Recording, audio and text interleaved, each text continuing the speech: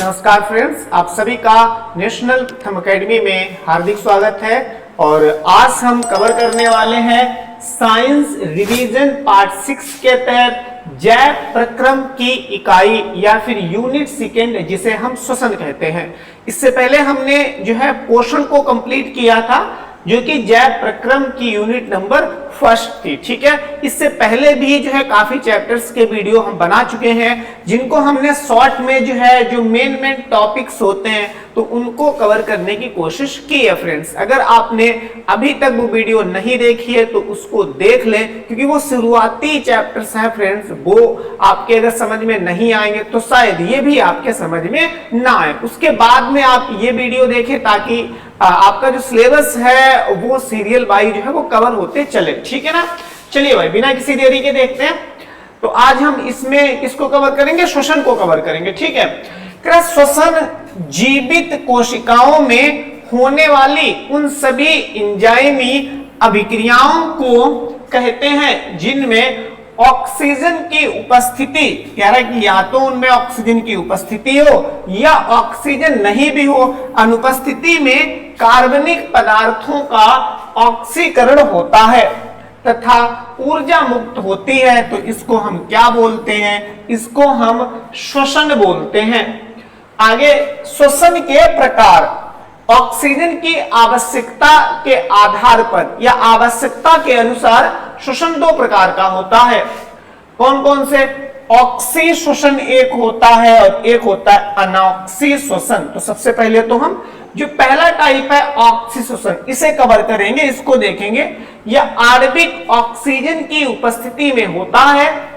Oxygen भोजन, जिसे हम ग्लूकोज अणु कहते हैं, को पूर्णतया ऑक्सीकृत करके CO2 और जल में बदल देती है। तो इसको बोलते हैं ऑक्सी श्वसन। अनॉक्सी श्वसन में क्या होता है?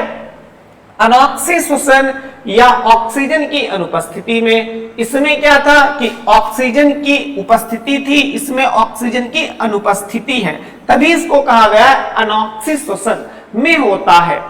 इस प्रकार के श्वसन में भोज्य पदार्थ केवल आंशिक रूप से ऑक्सीकृत होते हैं। उसमें फ्रेंड्स ऐसा नहीं था।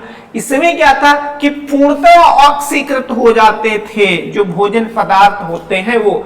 इसमें भोजन पदार्थ केवल जो है उसका कुछ भाग ही, कुछ अंश ही ऑक्सीकृत होता था। ठीक है ना, चलिए आगे देखते हैं। श्वसन की अवस्थाएं। श्वसन की अवस्थाएं तीन प्रकार की होती हैं, या फिर कह सकते हो जो श्वसन की अवस्थाएं होती हैं वो तीन होती हैं। कौन कौन सी? बाह्य श्वसन, ठीक है, एक्सटर्नल रिस्पायरेशन। इसमें एक जीव तथा उसके वातावरण के मध्य श्वसनीय गैसों, जो गैसें श्वसन में काम आती हैं, O2 ऑक्सीजन और कार्बन डाइऑक्साइड का विनिमय होता है। ये दो प्रकार से होता है। कह रहा है कि बाह्य श्वसन क्या होता है? बाह्य श्वसन कह रहा है एक ऐसी प्रक्रिया है जिसमें जीव, कोई भी जीव हो, जैसे मान लो हम ही हैं, हम अपने वातावरण से, वातावरण का मतलब हम जो है ऑक्सीजन कहां से ग्रहण करते हैं? तो पेड़ पौधों से। पेड़ पौधों से क्या लेते हैं? ऑक्सीजन और कार्बन डाइऑक्साइड का विनिमय करते हैं। विनिमय का मतलब है हम एक लेंगे तो दूसरी गैस छोड़ेंगे, रिलीज करेंगे। ठीक है ना, वही हम CO2 छोड़ते हैं, O2 जो है ग्रहण करते हैं। और यहाँ पे ये ब्रैकेट लगा था तो मुझे लगा ये C है, लेकिन वो ब्रैकेट है। ठीक है ना, इसीलिए जो गलत हो गया मेरे से। O2 को क्या करते हैं? ग्रहण करते हैं। CO2 को हम क्या करते हैं? छोड़ते हैं, रिलीज करते हैं। तो इसी को हम बोलते हैं बाह्य श्वसन। इससे आप ये भी अनुमान लगा सकते हो कि जो हम लोग हैं, जो मानव है, वो क्या करता है? बाह्य श्वसन करता है। आंतरिक या ऊतक श्वसन, तो ये कौन से जीव जंतु करते हैं इसको भी देखें। इसमें ऊतक तथा बाह्य कोशिकीय वातावरण के मध्य श्वसनीय गैसों का विनिमय होता है। ठीक है, नेक्स्ट है कोशिकीय श्वसन। ये क्या होता है?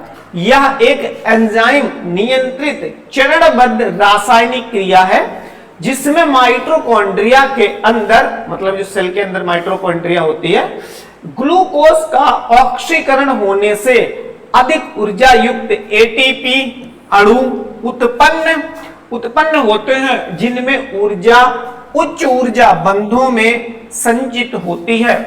इस प्रकार श्वसन एक जैव रासायनिक ऑक्सीकरण की क्रिया है। फिर पादपों में श्वसन, जो पेड़ पौधे होते हैं उनमें श्वसन कैसे होता है, ठीक है, तो उसके बारे में समझते हैं।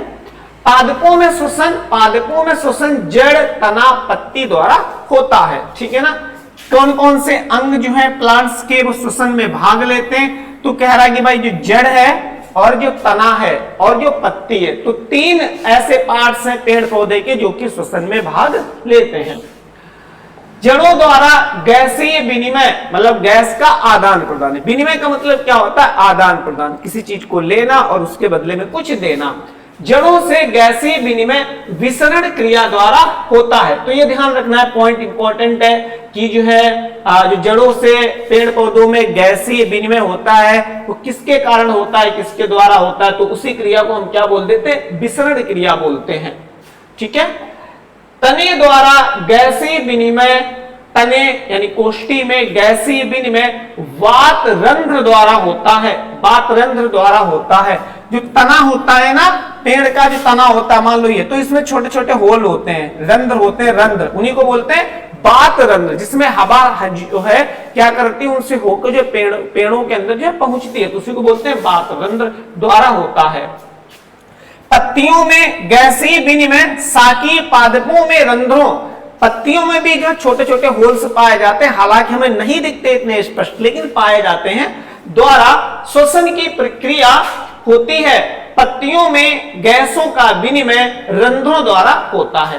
किनके रंध्रों द्वारा कहां कहां आपका गैसीय विनिमय होता है, तो एक तो भाई पत्तियों में होता है और एक तो तनों में होता है, ठीक है ना। चलिए आगे, जंतुओं में श्वसन, क्योंकि हमने अभी सभी जीव जंतुओं को कवर नहीं किया है, मानव के द्वारा जिस प्रकार से श्वसन किया जाता है हमने उस चीज को देखा है। हमारे अलावा में भी तो पृथ्वी पर जीव जंतु हैं, तो उनके बारे में भी बताया गया है। निम्न वर्गीय जंतुओं में श्वसन त्वचा द्वारा होता है। बहुत से ऐसे जीव जंतु हैं जो अपना श्वसन जो है फ्रेंड्स वो कहां से करते हैं, त्वचा से करते हैं। जबकि उच्च वर्गीय जंतुओं में श्वसन के लिए विशिष्ट अंग होते हैं, जैसे फेफड़ा है ना, क्लोम होते हैं। वे अंग जो विभिन्न जीवों में श्वसन में सहायक होते हैं या सहायता करते हैं, श्वसन अंग कहलाते हैं। और श्वसन अंगों से मिलकर ही श्वसन तंत्र बना होता है। कुल मिलाके अगर इसका हम डायग्राम बनाए तो कैसे बनेगा, तो मान लीजिए जैसे ये आपने बना दिए भाई श्वसन अंग बना दिए, और ये आपका हो जाएगा श्वसन तंत्र। क्या हो जाएगा, श्वसन, ये आपका श्वसन तंत्र हो जाएगा, और ये हो जाएंगे आपके सभी के सभी इसके अंदर जो है ये श्वसन अंग हो जाएंगे, ठीक है ना। श्वसन, ये श्वसन अंग होंगे। तो इसमें आपको क्या जो है डिफरेंस पता चल पाया है, जो श्वसन के अंग होते हैं उन सभी को अगर हम मिला दें तो उसी को बोलते हैं श्वसन तंत्र। ओके, चलिए आगे देखते हैं, हो गया। चलिए सेकंड पेज है, जलीय प्राणियों में श्वसन। जलीय प्राणियों में श्वसन दर स्थलीय प्राणियों की अपेक्षा अधिक होती है। कि जीव जल में रहते हैं वे जल में विलेय ऑक्सीजन का उपयोग करते हैं। क्या कह रहा है, कह रहा है कि जो पृथ्वी पर, पृथ्वी का मतलब है यहाँ पे स्थल पर है ना, ऊपर पृथ्वी की भूपर्पल्टी पर जो लोग रहते हैं जीव जंतु, तो उनकी जो श्वसन दर होती है वो कम होती है अपेक्षाकृत वे जीव जंतु जो पानी के अंदर रहते हैं। क्योंकि फ्रेंड्स पानी के अंदर जो ऑक्सीजन घुली होती है तो उसकी मात्रा कम होती है, तो इसीलिए उन्हें जो है अधिक ऑक्सीजन लेने के लिए श्वसन तेज करना पड़ता है, फास्ट करना पड़ता है। वही चीज कह रहा है यहाँ पे, विलेय ऑक्सीजन मतलब जल में जो ऑक्सीजन घुली होती है उसका उपयोग करते हैं कौन, जो प्राणी, जो जीव जंतु जल के अंदर रहते हैं। आगे देखिए, जल में विलेय ऑक्सीजन की मात्रा वायु में ऑक्सीजन की मात्रा की तुलना में बहुत कम होती है। वही तो मैं बता चुका हूं कि भाई यहां पे हम ऊपर है तो ऊपर जो हवा चल रही है तो उसमें यानी हमारे वातावरण में जो है ऑक्सीजन की मात्रा 21% है, लेकिन कह रहा है कि जब हम नीचे जाएंगे पानी में तो उसमें जो वायु होगी उसमें ऑक्सीजन की मात्रा बहुत कम होती है। इसीलिए उन्हें जो है ऑक्सीजन की पूर्ति करने के लिए अपनी श्वसन दर है वो बढ़ानी पड़ती है। वही चीज कह रहा है यहाँ पे, वायु में ऑक्सीजन की मात्रा की तुलना में बहुत कम होती, इसलिए जलीय प्राणियों की श्वसन दर स्थलीय प्राणियों की श्वसन की अपेक्षाकृत तीव्र होती है, जैसा कि मैंने अभी बताया है। स्थलीय प्राणियों में श्वसन, इसको देख लेते हैं। स्थलीय प्राणी श्वसन के लिए वायुमंडल की ऑक्सीजन का उपयोग करते हैं, हम सभी को पता है। विभिन्न जीवों में यह ऑक्सीजन भिन्न भिन्न अंगों द्वारा अवशोषित होती है, ठीक है ना। इन सभी अंगों की एक निश्चित संरचना होती है जो उसके सतही क्षेत्रफल को बढ़ाती है। परिणाम स्वरूप वह अंग ऑक्सीजन बाहुल्य वायुमंडल के संपर्क में रहता है। चलिए आगे देखते, थोड़ा सा ऊपर कर लेते हैं फिर। हाँ, अब मानव के बारे में पढ़ते हैं। मानव में श्वसन मानव के मुख्य श्वसनांग होते हैं, जबकि नासिका, जिसे हम जो है नाक के जो अंदर वाला भाग है, नासा मार्ग, ग्रसनी, वायुनाल, स्वर तंत्र एवं श्वसनाल, श्वसनी, श्वसनिका, वायु कूपिका एवं वायु को श्वसन पथ का निर्माण करते हैं। मतलब ये सभी मिलते हैं तब जाके वायु हम जो है नाक से, कभी कभी हालांकि मुंह से भी, जब दौड़ते हैं तो मुंह भी खोल देते हैं तो मुंह से भी ऐसा होता है, लेकिन अधिकतर नाक से होता है। जब इन सभी चीजों को हम मिला देते हैं तो कह रहा है कि वो जो वायु हमारे शरीर के अंदर जाती है, वो जो मार्ग बनता है तो इन्हीं को मिला के जो है वो वायु मार्ग बनता है। ग्रसनी एवं नासा मार्ग, ये क्या होता है? श्वसन अंगों का प्रथम भाग, मतलब जो नाक होती कह सकते हो, प्रथम भाग नासिका कहलाता है। या दो बाह्य नासा छिद्रों, जो होल होते हैं नाक में, द्वारा बाहर खुलता है। मतलब जो नाक का वो पोर्शन जो हम टच कर सकते हैं ऊपर वाला, ठीक है ना, तो उसको ही बोला जाता है। नासिका के प्रारंभ में छोटे छोटे बाल होते हैं नाक के अंदर, हम सभी लोगों को पता होगा। वो इंपॉर्टेंट होते हैं क्योंकि वो फ्रेंड्स हमारी नाक के अंदर कभी कभी कीड़े या फिर धूल या ऐसी चीजें जाती तो उन्हें जाने से रोक देते हैं, आदि के कणों को वायु के साथ अंदर जाने से रोकते हैं। तो वो इंपॉर्टेंट होते हैं हमारे लिए क्योंकि वो जो है हमें प्रोटेक्शन करते हैं। ग्रसनी, नासा मार्ग ग्रसनी में खुलता है।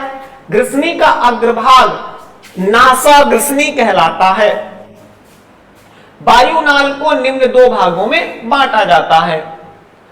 स्वर तंत्र या कंठ द्वारा या ग्रसनी में पीछे किंतु निगल द्वार से पहले एक छिद्र होता है या वायु को ग्रसनी से घाटी द्वार की सहायता से श्वसनाल में पहुंचाता है। श्वास नली देखिए, यह लगभग 10 से 12 सेंटीमीटर की लंबी होती है, ठीक है ना, तथा लगभग 1.5 से 2.5 सेंटीमीटर व्यास की चौड़ी होती है, जो कंठ से, मतलब यहां से, कंठ का मतलब यहां पे होता है ना, लेकर पूर्ण ग्रीवा में विद्यमान होती है। फेफड़े मनुष्य के प्रमुख श्वसन अंग है, क्योंकि फ्रेंड्स यही तो है जो वायु को फिल्टर करते हैं। ये संख्या में 2 होते हैं, बिल्कुल हल्के गुलाबी रंग के होते हैं। फेफड़े भी फ्रेंड्स गुलाबी रंग के होते हैं, और जो हमारा हार्ट होता है तो वो भी फ्रेंड्स जो है गुलाबी रंग का ही होता है। ओके, हाँ, कहां पहुंच गया है लोग? गुलाबी रंग के कोमल तथा लचीले अंग है जो वक्ष गुहा में हृदय को घेरे हुए उपस्थित होते हैं। मानव में श्वसन की क्रियाविधि, मानव में श्वसन की क्रियाविधि देखिए। मानव में श्वसन प्रक्रिया को निम्नलिखित 2 भागों में बांटा जाता है। बाह्य श्वसन, बाह्य श्वसन के लिए सभी कशेरुकी जंतुओं में बाह्य कोषांग होते हैं, जैसे मेढक में त्वचा। अभी हमने पढ़ा था ऊपर कि कई ऐसे जीव जंतु हैं जो कि अपनी त्वचा से जो है सांस लेते हैं, जैसे कि मेढक। तो मेढक भी, जो मेढक की त्वचा होती है वो श्वसनांग है, उसके श्वसन तंत्र का एक भाग है, पार्ट है। सेकेंड है मछलियां जो है गलफड़ों से सांस लेती हैं, गलफड़े जो उनके होते हैं तो वो उनके श्वसनांग के एक इंपॉर्टेंट भाग है। फिर मनुष्य में फेफड़े आदि, तो इनके नाम ध्यान रखना। यहाँ पे 2 चीजों के नाम आप याद रखना, बहुत इंपॉर्टेंट है, ये आपसे जो ऑप्शनल के रूप में पूछा जा सकता है। आंतरिक श्वसन क्या होता है? कोशिका के भीतर ग्लूकोज के ऑक्सीकरण से ऊर्जा मुक्त होना, मतलब ऊर्जा निकलना, तथा CO2 का बनना आंतरिक या कोशिकीय श्वसन कहलाता है। हीमोग्लोबिन जो कि ब्लड में पाया जाता है फ्रेंड्स, ऑक्सी हीमोग्लोबिन के रूप में ऑक्सीजन संवहन का कार्य करता है। जो मतलब ये जो है ऑक्सीजन को संवहन का मतलब होता है परिवहन, ले जाना। तो ये क्या करता है, जो हीमोग्लोबिन आपका होता है, हीमोग्लोबिन क्या करता है फ्रेंड्स, जो आपका ऑक्सी हीमोग्लोबिन होता है, मतलब जो ऐसा हीमोग्लोबिन जिसमें ऑक्सीजन जो है घुली हुई होती है, तो वो हमारे शरीर में जो है वो ले जाता है विभिन्न विभिन्न पार्ट्स में। ठीक है, तो ये फ्रेंड्स जो है आपका श्वसन वाला एक इंपॉर्टेंट चैप्टर था, जिसमें कुछ इंपॉर्टेंट जो टॉपिक थे तो उनको मैंने समझाने की कोशिश की है, उसको डिस्कस किया है। अगर फ्रेंड्स वीडियो पसंद आ रही है तो प्लीज वीडियो को अधिक से अधिक शेयर करें। Thank you, have a nice day.